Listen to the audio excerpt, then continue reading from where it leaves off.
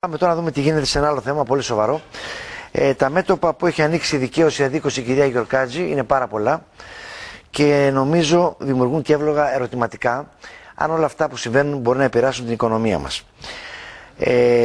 Και ειδικά σε μια περίοδο που είναι έχει χαρακτηριστεί από τους ειδικούς ως πολύ δύσκολη για την Κύπρο.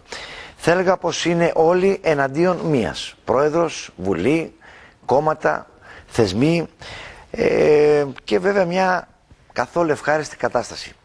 Για να δούμε λοιπόν αν επηρεάζει την οικονομία και πόσο την επηρεάζει και πώς την επηρεάζει όλη αυτή η ιστορία, όλη αυτή η κόντρα, όλος αυτός ο πόλεμος. Μαζί μας είναι δύο άνθρωποι της οικονομίας, είναι ο Θόδωρος Παναγιώτου, ο οικονομολόγος και διευθυντής του CIIM. Καλημέρα σας κύριε Παναγιώτου. Καλημέρα σας. Και ο κύριος Γιώργος Στοχαρίδης, οικονομολόγος, καθηγητής χρηματοοικονομικών, επίσης CIIM. Είπαμε double I. Ναι. Δύο ματιά. Καλημέρα σας. Καλημέρα σας. Χαρά μας και τιμή μας που είστε εδώ. Ήθελα να ξεκινήσω από εσάς κύριε Παναγιώτου. Ακούτε όλα αυτά που συμβαίνουν, βλέπετε τι γίνεται. Η κυπριακή οικονομία περνάει μια δύσκολη φάση. Αυτό είναι γεγονός. Και το λένε όλοι και προσπαθούν όλοι για το καλύτερο. Σε αυτή την περίοδο, αυτή η κρίση θεσμών, αυτή η κρίση σχέσεων, αυτή η απέτηση παραίτησης της κυρίας Γιορκάτζη, η άρνηση της ίδιας να παραιτηθεί, αυτός ο πόλεμος εισαγωγικά που γίνεται, επηρεάζει την οικονομία? Την επηρεάζει και μάλιστα μεγάλος. Και είναι και εμβληματική της νοοτροπίας μας και της τακτικής μας να κάνουμε θυσίες, να πηγαίνουμε μπροστά και μετά να κάνουμε πισωγυρίσματα και να καταστρέφουμε αυτά που δημιουργήσαμε. Μπορώ να πω ότι αυτό είναι το τρίτο πισωγύρισμα.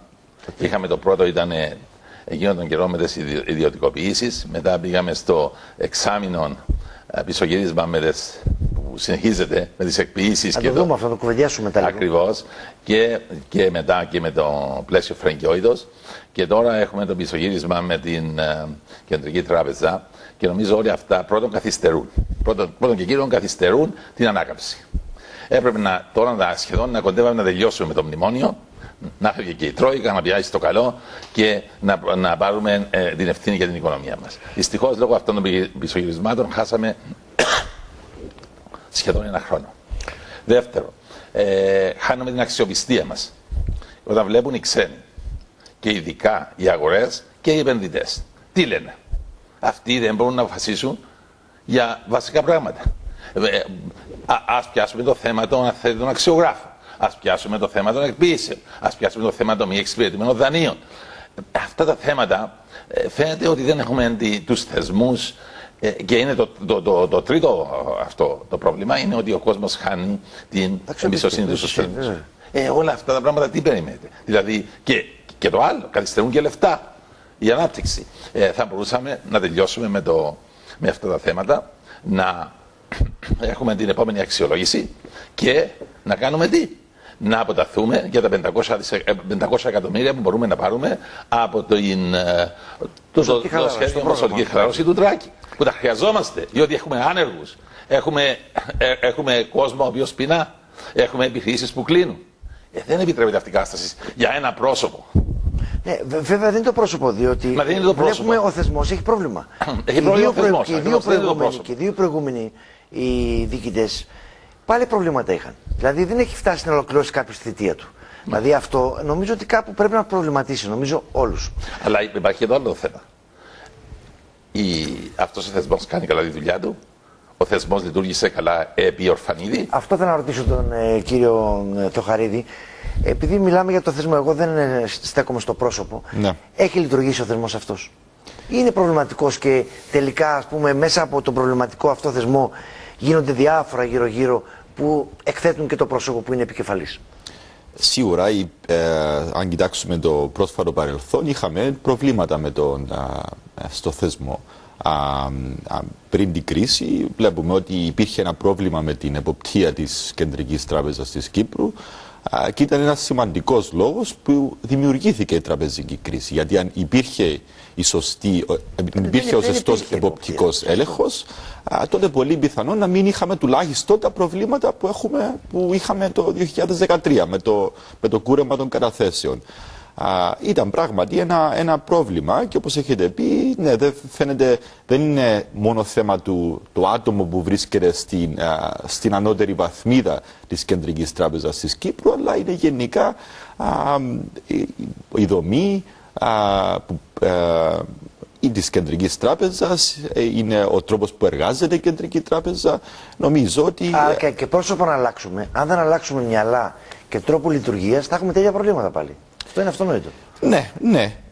Και είναι πολύ σημαντικό. Είναι ένας θεσμός που είναι πάρα πολύ σημαντικός, ιδιαίτερα αυτό τον καιρό, για τον λόγο ότι είχαμε την τραπεζική κρίση. Προσπαθούμε να επαναφέρουμε την αξιοπιστία στο τραπεζικό σύστημα. Και κοιτάξτε, άμα είσαστε ένας επενδυτής που βλέπει από το εξωτερικό την Κύπρο και σκέφτεται να επενδύσει και βλέπει ότι μετά από το κούρεμα, παρόλα τα προβλήματα που είχαμε, βλέπαμε ότι υπήρχε μια διόρθωση διαφόρων προβλημάτων της κυπριακής οικονομίας.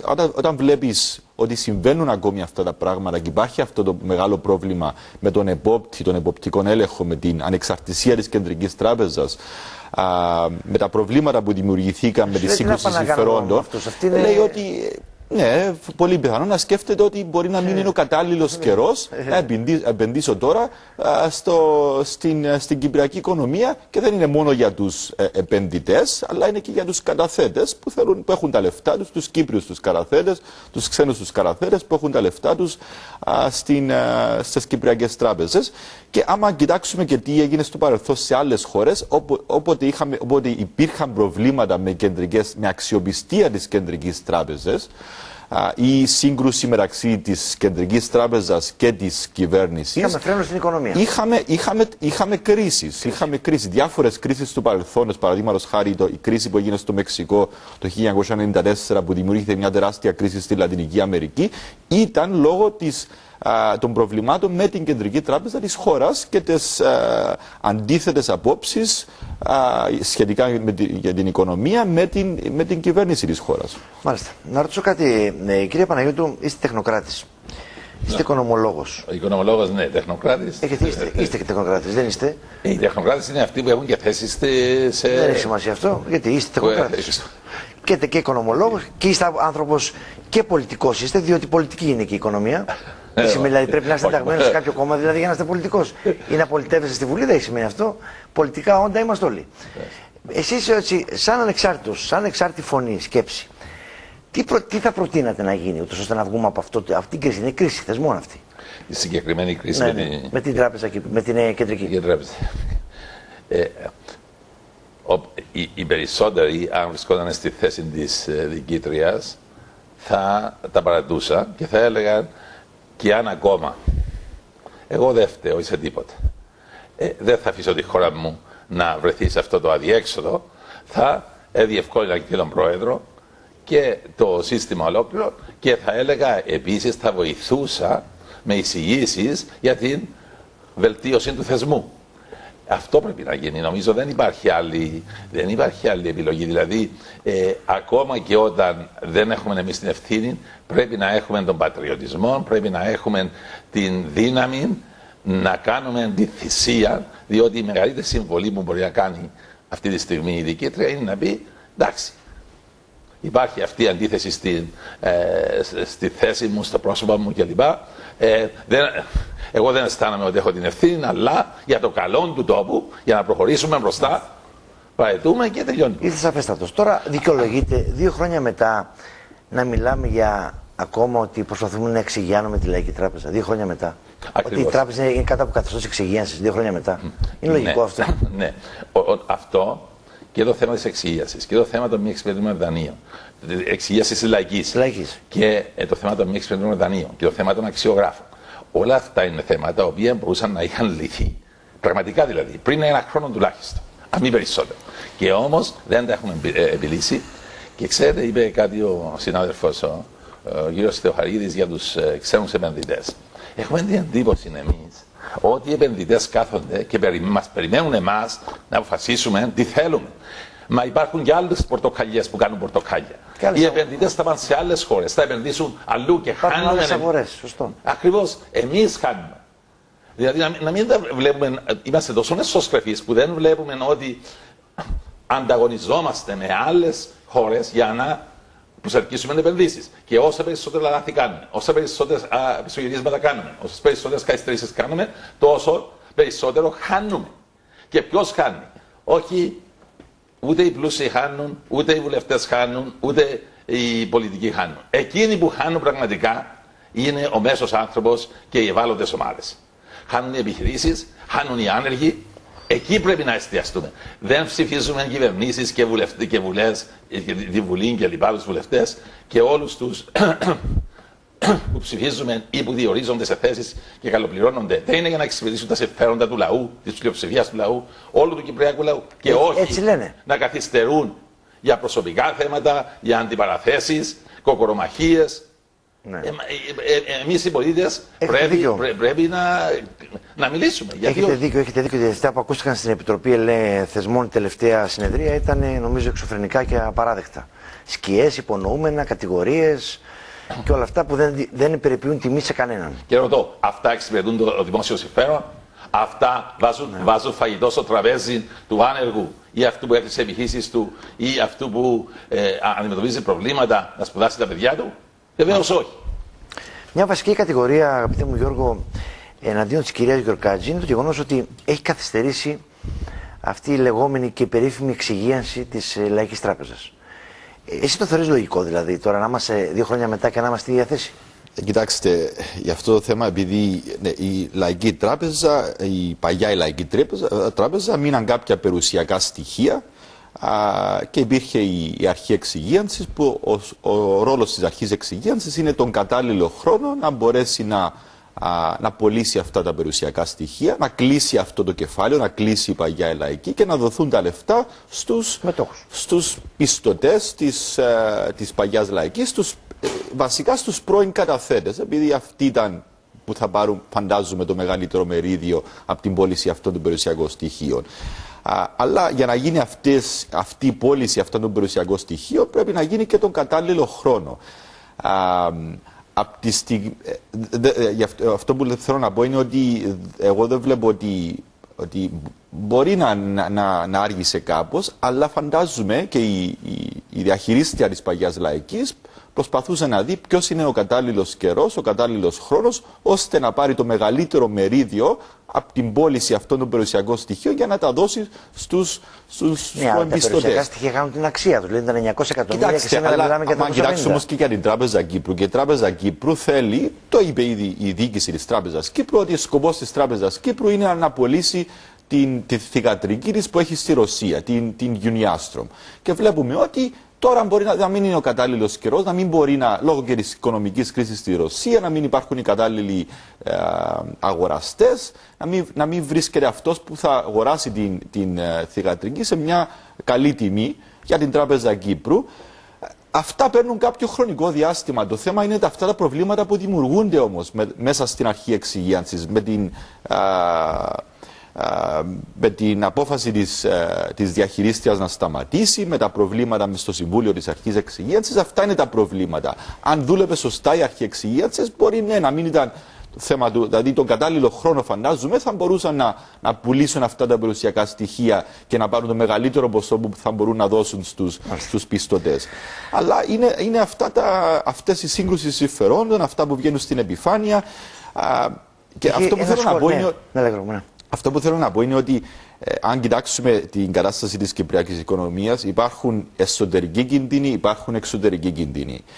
Εμείς τι μπορούμε να κάνουμε είναι να προστατεύσουμε την οικονομία από τους εσωτερικούς κινδύνους. Πιο δύσκολα μπορούμε να προστατεύσουμε την οικονομία από εξωτερικούς κινδύνους. Παραδείγματος χάρη, η κατάσταση στην Ελλάδα σίγουρα μας επηρεάζει. Παραδείγματος χάρη, η κρίση στη Ρωσία. Η Ρωσία είναι ένας πολύ σημαντικός παράγοντας για την κυπριακή οικονομία. Αυτά μας επηρεάζουν. Αυτά δεν έχουμε την ευχέρεια να τα αντιμετωπίσουμε με ένα πολύ καλό τρόπο, τους εξωτερικούς κινδύνους, αλλά τουλάχιστον εσωτερικά, διάφορα προβλήματα που έχουμε, αυτά πρέπει να τα λύνουμε έγκαιρα. Να μην τα αφήνουμε αυτά τα προβλήματα να ταλανίζουν την οικονομία για αρκετό καιρό και να δημιουργούν αυτές τις αρνητικές εντυπώσεις και από τους Κύπρους πολίτες, αλλά φυσικά και από τους εκτός, που θέλουμε τους εκτός να έρθουν. Είπαμε, αν τα λέμε, θέλουμε επενδύσεις από το εξωτερικό. Ναι, αλλά ο επενδυτής από το εξωτερικό πρέπει να δει μια σταθερότητα.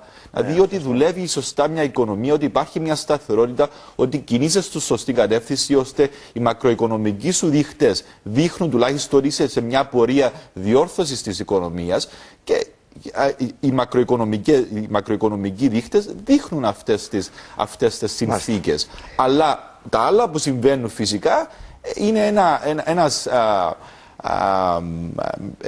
είναι κάτι που κάνει τους επενδυτές να είναι διστακτικοί να επενδύσουν. Και τον κόσμο στην Κύπρο να ιδιάζει με όλα αυτά, έτσι, που ακούει και διαβάζει. Είναι φοβερό πράγμα αυτό που συμβαίνει. Σίγουρα. Δηλαδή δεν μπορεί ο άλλος να παίρνει 400, 500, 600 ευρώ και να ακούει για διαπλοκές εκατομμύριων. Τώρα είναι εξωφρενικά πράγματα.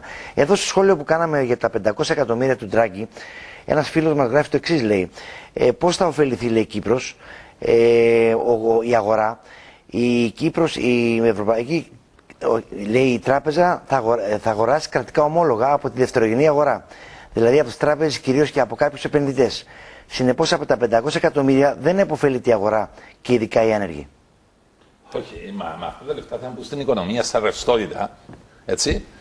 Θα δανειστούν σε επιχειρηματίες που θα δημιουργήσουν θέσεις εργασίας.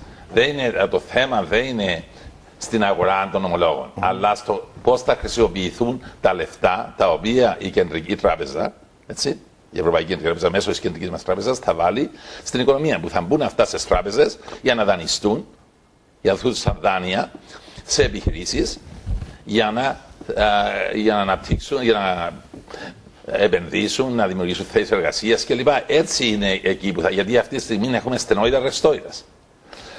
Επίσης αυτό θα έχει επίδραση πάνω στα επιτόκια, στο κόστος δανεισμού κλπ. Δηλαδή θα υπάρχουν και από τη στιγμή που θα δημιουργηθεί ζήτηση, θα δημιουργηθούν και δευτερογενείς, αν θέλετε, δευτερογενείς ανάπτυξης. Αφού άνοιξαμε το θέμα αυτό, να ρωτήσω κάτι. Χθες έγινε μια εξαγγελία ότι έχουμε πλέον το δικό μας φυσικό αέριο, το οποίο θα το βγάλουμε στις αγορές, θα το πουλήσουμε και θα έχουμε κάποια έσοδα. Μάλιστα. Πόσο αναγκαίο τώρα, ένα απλό μυαλό ανθρώπων που μας ακούνε και μας βλέπουν καθημερινά, κάνουν την εξερώτηση. Αφού θα έρθουν πολλά έσοδα μέσα από το φυσικό αέριο, γιατί πρέπει να κάνουμε νομοσχέδια και να πάρουμε τα σπίτια του κόσμου, γιατί πρέπει να κρεμάσουμε τον κόσμο για να πάρουμε τα 500 εκατομμύρια του Ντράγκη, αφού η οικονομία θα ανακάμψει με τα έσοδα από το φυσικό αέριο. Υπάρχουν πολλά θέματα. Πρώτα, αυτά τα λεφτά που θα έρθουν από το φυσικό αέριο δεν θα έρθουν αύριο. Θα πάρει χρόνο. Το 18-20 λέει. 18-20. Τώρα έχουμε το 15. Το 15. Θέλουμε ανάπτυξη τώρα, όχι σε 3 χρόνια. Πρώτον. Δεύτερον, αυτά τα έσοδα, ο κόσμος τα βλέπει σαν είναι όλα κέρδη. Δεν είναι κέρδη. Πρώτα απ' όλα τα έξοδα για να γίνουν να γίνουν τα pipelines, πώς το λέτε, οι διασωληνώσεις. Ναι, από εδώ μέχρι την Αίγυπτο είναι τεράστια έξοδα αυτά. Και η εξαγωγή του, γιατί είναι σε μεγάλο βάθος, επίσης τεράστια έξοδα. Στο τέλος, και βεβαίως και οι εταιρείες θα πάρουν τα κέρδη τους. Επομένως, να μην περιμένει ο κόσμος. Εντάξει, θα ωφεληθεί από το γεγονός ότι θα ίσως να πληρώνει σε πρώτο στάδιο πιο φθηνό ρεύμα. Θα υπάρξουν ωφέλη. Θα υπάρξουν ωφέλη. Αλλά δυστυχώς να αφήσουμε αυτά τα όνειρα που δημιουργούν φούσκες τελικά. Το ίδιο λέγαμε για το χρηματιστήριο, το ίδιο λέγαμε για τα ακίνητα, το ίδιο λέγαμε για αυτές τις χρηματοοικονομικές υπηρεσίες, τα offshore κλπ. Δεν είναι με τις φούσκες. Και σας λέω, κινδυνεύουμε τώρα να έχουμε την μεγαλύτερη φούσκα όλων των εποχών. Τη φούσκα του φυσικού αερίου. Ναι, είναι ένα θετικό σημείο αν διαχειριστούμε αυτά τα έσοδα σωστά και δεν δημιουργήσουμε με αυτά. Πώς να το πω. Δηλαδή, μπορούμε να χρησιμοποιήσουμε αυτό για να αυξήσουμε, ας πούμε, τους μισθούς. Να τα χρησιμοποιήσουμε για να προσλάβουμε και άλλους υπαλλήλους. Να τα χρησιμοποιήσουμε να κάνουμε έργα τα οποία δεν είναι παραγωγικά. Εάν κάνουμε αυτά τα πράγματα, τότε όχι μόνο δεν θα έχουμε ωφέλη, θα έχουμε βλάβη. Επομένως, είναι και η διαχείριση αυτών των εσόδων. Εκείνο που χρειαζόμαστε σήμερα είναι ακριβώς αυτό. Όχι να πουληθούν τα σπίτια του κόσμου. Αυτό έπρεπε να τελειώσει. Έτσι. Αφού όλοι συμφωνούν, δεν πρέπει να προστατευτούν. Μιλούμε για τα μεγάλα μη εξυπηρετούμενα δάνεια και μιλούμε για αναδιάρθρωση. Και εκεί που δεν είναι βιώσιμα και θα εκποιηθούν, πρέπει να εκποιηθούν με τρόπο που να μην έχουμε μαζικές εκποίησεις και μείωση των τιμών. Αλλά τα λεφτά από το ποσοτική χαλάρωση τα χρειαζόμαστε, γιατί επιτέλους πρέπει να επανεκκινήσει η οικονομία, πρέπει να επανεκκινήσει από τις αρχές αυτού του χρόνου. Χάσαμε σχεδόν ένα χρόνο με τα πιστογυρίσματα. Τουλάχιστον το φθινόπωρο πρέπει να δούμε τα πρώτα σημεία της επανεκκίνησης της οικονομίας. Σαφέστατος. Κύριε Θαχαρίδη, κάποιο σχόλιο πάνω σε αυτό? Ναι, γι' αυτό για την ποσοτική χαλάρωση, το πρόγραμμα του Μάριο Ντράγκη, προσωπικά θα έλεγα ότι άργησε η Ευρωπαϊκή Κεντρική Τράπεζα. Αν κοιτάξουμε τι έγινε στην Αμερική, η Αμερική είχε στην κρίση που είχε μπει το 2007 και το μεγαλύτερο ξέσπασμα της κρίσης ήταν το φθινόπωρο του 2008 με την κατάρρευση της Lehman Brothers, και βλέπουμε ότι πρώτον η κυβέρνηση είχε μπει δυναμικά να βοηθήσει τις τράπεζες που είχαν προβλήματα και τις ασφαλιστικές εταιρείες, και αμέσως μετά η Κεντρική Τράπεζα της Αμερικής ξεκίνησε το πρόγραμμα ποσοτικής χαλάρωσης την άνοιξη του 2009, 3 προγράμματα, και βλέπουμε ότι σε ένα χρονικό διάστημα 3-4 χρόνια η Αμερική επέστρεψε σε καλούς ρυθμούς ανάπτυξης, μειώθηκε αισθητά η ανεργία, και αυτό το πρόγραμμα βοήθησε την Αμερική να ανακάμψει η οικονομία της Αμερικής. Στην περίπτωση της Ευρώπης βλέπουμε ότι λόγω των αντιρρήσεων κάποιων χωρών της Ευρωζώνης και ιδιαίτερα της Γερμανίας, που η Γερμανία αντιτίθονται σε αυτή την ποσοτική χαλάρωση που ήθελε να εφαρμόσει ο Μάριο Ντράγκη, δεν το είχε κάνει η Ευρωπαϊκή Κεντρική Τράπεζα. Βλέποντας όμως την κατάσταση της Ευρώπης, ότι η Ευρώπη ήταν σε πολύ χαμηλούς ρυθμούς ανάπτυξης τον τελευταίο καιρό, η Ευρώπη μαστίζεται από ανεργία, και ο αποπληθωρισμός επίσης είναι ένα σημαντικό θέμα, ότι υπήρχε αυτός ο αποπληθωρισμός τον τελευταίο καιρό στην Ευρώπη που δημιουργά πρόβλημα στην ανάκαμψη της οικονομίας. Ο Μάριο Ντράγκη έπεισε τους εταίρους του στην Ευρωπαϊκή Κεντρική Τράπεζα να προχωρήσει σε αυτή την ποσοτική χαλάρωση σε ένα μεγάλο βαθμό, πολύ περισσότερο από ό,τι πρόβλεπαν οι χρηματοοικονομικές αγορές. Γι' αυτό βλέπουμε αυτές τις θετικές αντιδράσεις. Βλέπουμε ότι τώρα τα επιτόκια σχεδόν σε όλες τις χώρες της Ευρωζώνης μειωθήκαν αισθητά πάρα πολύ. Δηλαδή η Ιρλανδία δανείζεται κάτω από 1% να αποπληρώνει χρέη που έχει στο IMF, που είναι πάνω από 3%. Το ίδιο κάνει και η Πορτογαλία, που βγήκαν και αυτές από το μνημόνιο, με ένα επιτόκιο κοντά στο 2%. Είναι προϋπόθεση να είσαι εκτός μνημονίου για να πάρεις τα λεφτά αυτά, έτσι? Κοιτάξτε, ή να τηρείς το πρόγραμμα. Αυτό που είχε πει ο Μάριο Ντράγκη είναι ότι θα αγοράζουμε ομόλογα από τη δευτερογενή αγορά γύρω στα 60 δισεκατομμύρια ευρώ κάθε μήνα για ένα διάστημα μέχρι το Σεπτέμβριο του 2016, σε ομόλογα που ανήκουν στην επενδυτική βαθμίδα, σε αυτή τη βαθμίδα δηλαδή που έχει χαμηλό ρίσκο και χαμηλή απόδοση. Αλλά είχε μπει για χώρες που είναι κάτω από ένα πρόγραμμα, από τη στιγμή που υλοποιούν αυτό το πρόγραμμα, ναι, μετά την αξιολόγηση. Παρότι η επενδυτική βαθμίδα, παρότι η αξιολόγηση, συγγνώμη, από τους οίκους αξιολόγησης είναι στην κατηγορία των σκουπιδιών, αυτό που λέμε junk, όπως είναι η Κύπρος και η Ελλάδα δυστυχώς. Η Κύπρος είναι ακόμα στο junk. Ναι, είμαστε. Είχαμε τις αναβαθμίσεις, αλλά ακόμα είμαστε στη βαθμίδα που είμαστε ψηλό ρίσκο και ψηλή απόδοση. Αλλά αυτό που είχε πει ο Μάριο Ντράγκη είναι ότι από τη στιγμή που υλοποιάτε το πρόγραμμα θα μπορώ να αγοράζω και τα δικά σας ομόλογα. Αλλά είναι το έμεσο, δηλαδή βλέπουμε ότι πιστεύω εγώ ότι με αυτά τα προγράμματα του Ντράγκη, με το πρόγραμμα που είχε ανακηρύξει, που είχε δηλώσει, συγγνώμη, ο Γιούνκερ για τα 315 δισεκατομμύρια, πιστεύω ότι σταδιακά η Ευρώπη θα ανακάμψει. Και βλέπουμε τώρα και το ευρώ σε σύγκριση με το δολάριο έφτασε σε πολύ χαμηλό επίπεδο, που αυτό βοηθά τις εξαγωγές χωρών της Ευρωζώνης. Και αυτό που έχω διαβάσει τελευταία και συμφωνώ πάρα πολύ είναι ότι με αυτά τα προγράμματα θα μπορέσει σταδιακά η Ευρώπη να ανακάμψει, αλλά θα μείνουν οι χώρες που θα μείνουν πίσω από αυτή την ανάκαμψη είναι αυτές που δεν εφάρμοσαν τις μεταρρυθμίσεις που έπρεπε να εφαρμόσουν τον καιρό που είχα αυτά τα προβλήματα.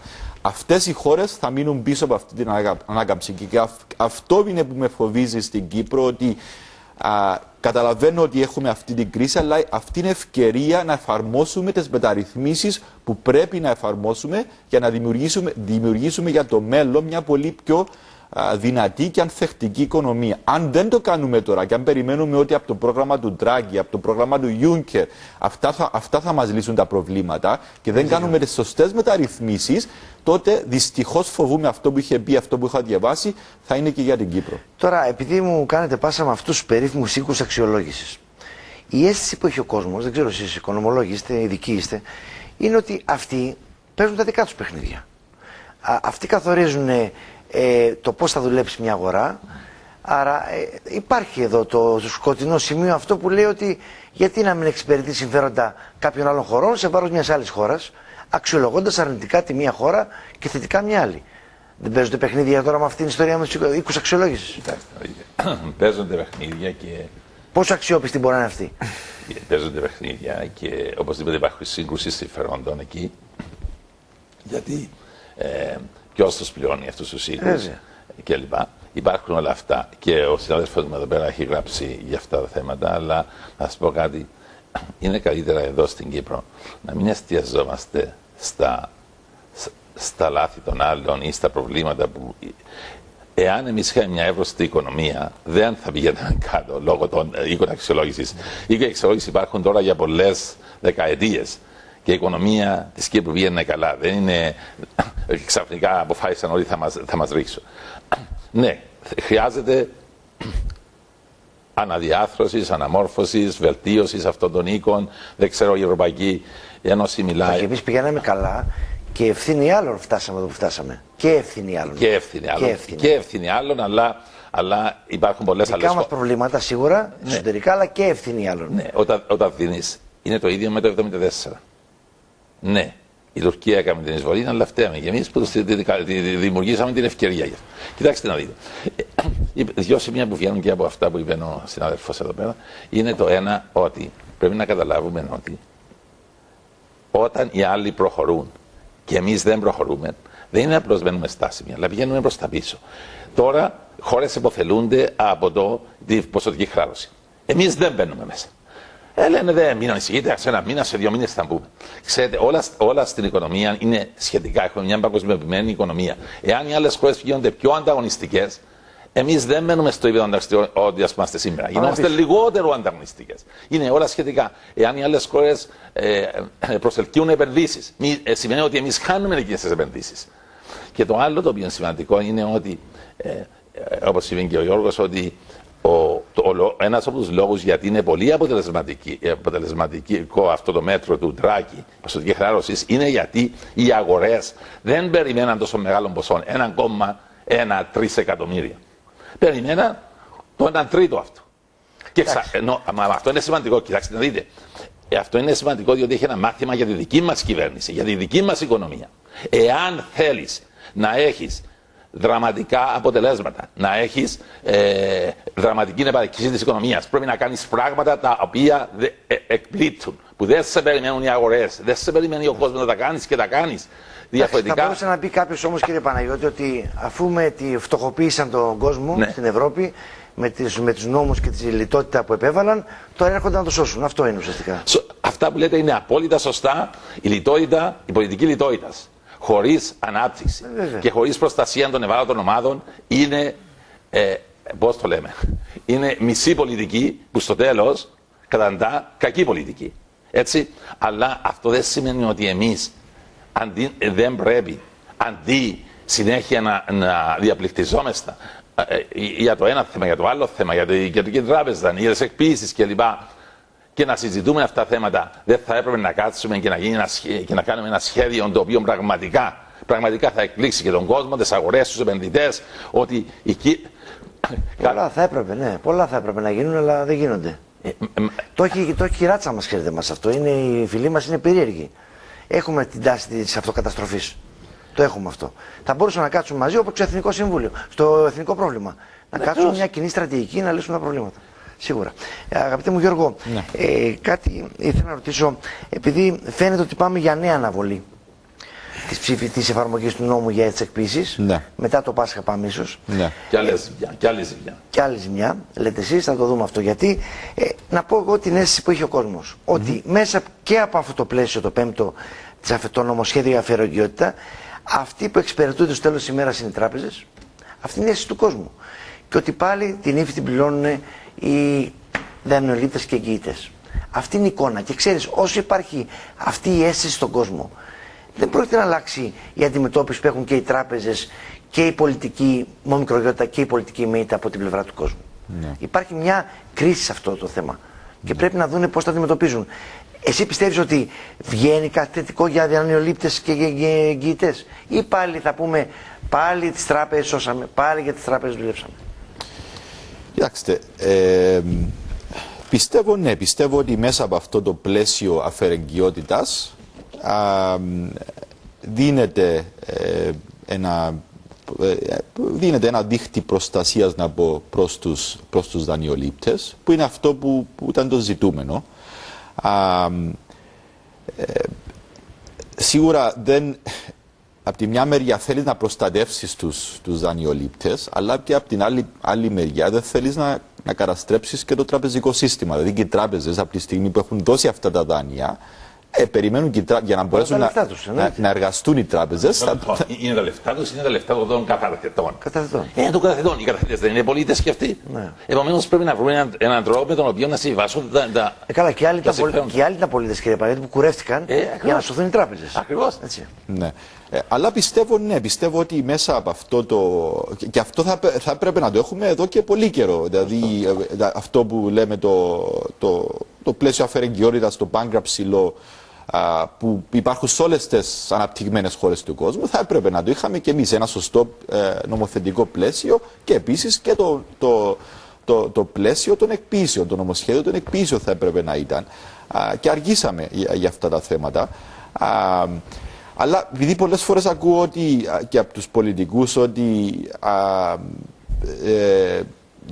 δεν μας νοιάζουν τα 86 εκατομμύρια που έμεινε. Τελευταία δόση από το Διεθνές Νομισματικό Ταμείο ήταν τα 86 εκατομμύρια που δεν έχει δοθεί λόγω του ότι δεν περάσαν αυτά τα νομοσχέδια. Ας τα δώσει η κυβέρνηση, επειδή έχει πλεόνασμα τώρα, πρωτογενές πλεόνασμα η κυβέρνηση. Δεν είναι αυτό το θέμα. Το θέμα είναι ότι χάνεται πολύτιμος χρόνος. Και αξιοπιστία. Και πολύ σύντομα το καλοκαίρι η κυβέρνηση θα πρέπει να αποπληρώσει και ένα μεγάλο ποσό που λήγουν κυβερνητικά ομόλογα, γύρω στα 2,9 δισεκατομμύρια. Θα πρέπει να βρεθούν λεφτά να αποπληρωθούν. Σίγουρα, εντάξει, μειωθήκαν τα επιτόκια της κυπριακής κυβέρνησης στο πιο χαμηλό σημείο τα τελευταία 3-4 χρόνια. Τώρα είναι γύρω στο 4%. Αλλά πάλι είναι πολύ ψηλό το επιτόκιο. Δηλαδή τα λεφτά αυτά θα πρέπει να έρθουν από το πρόγραμμα, από την Τρόικα. Και αν δεν. Από τους θεσμούς. Αν καταλήξουμε. Από τις αγορές. Από τις αγορές. Αλλά οι αγορές, εντάξει, μειωθήκαν. Πάλι θεσμοί θα ρίξουν. Κοιτάξτε, οι αγορές για να μειωθούν τα επιτόκια μας κάτω από το 4%, η αλήθεια είναι ότι πρέπει να υπάρξουν αναβαθμίσεις από τους οίκους αξιολόγησης. Δηλαδή οι αξιολόγησεις θα αναβαθμίσουν. Όταν μας αναβαθμίσουν θα αντιδράσουν και οι χρηματοοικονομικές αγορές και θα δούμε μια επιπρόσθετη μείωση των επιτοκίων. Τώρα δεν είμαστε σε αυτό το σημείο, είναι ψηλό το 4% ακόμη, σε σύγκριση με 1% που δανείζεται η Ιρλανδία ή το 0,5% που δανείζονται η Γαλλία και η Ιταλία. Και η Γερμανία. Και η Γερμανία. Όλες οι χώρες τώρα, πολύ χαμηλά. Και αυτό που λέω είναι κρίμα, επειδή είναι ένας χρόνος τώρα που είναι τα επιτόκια, αυτό που λέμε low interest environment, ότι τα επιτόκια είναι τόσο πολύ χαμηλά για να δανειστούν και χώρες και οργανισμοί για να υπάρξει ανάπτυξη, και εμείς δεν μπορούμε να το αξιοποιήσουμε αυτό το... Πολλά πράγματα πρέπει να κάνουμε. Το βασικότερο πιστεύω που πρέπει να κάνουμε εδώ είναι ότι πρέπει να σοβαρευτούμε γενικώς. Να δούμε τα πράγματα έτσι ως έχουν, όχι όπως θα θέλαμε να είναι. Έτσι είναι βασικό αυτό.